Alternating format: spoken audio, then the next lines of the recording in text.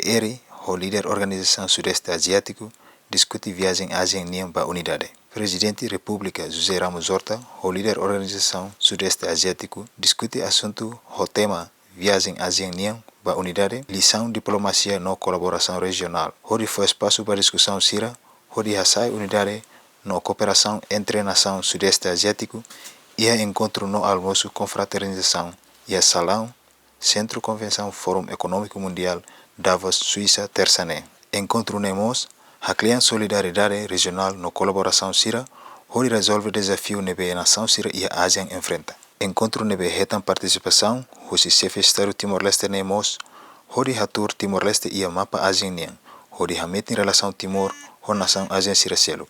Entretanto, evento ne retam participação, o representante do Estado membro ASEAN CIRA, ou participação especial, o Julie Bishop, no da representante ONU e a Myanmar, onde presença, a todo envolvimento internacional, onde apoio para assunto Sudeste Asiático e o desenvolvimento Myanmar ou estabilidade regional.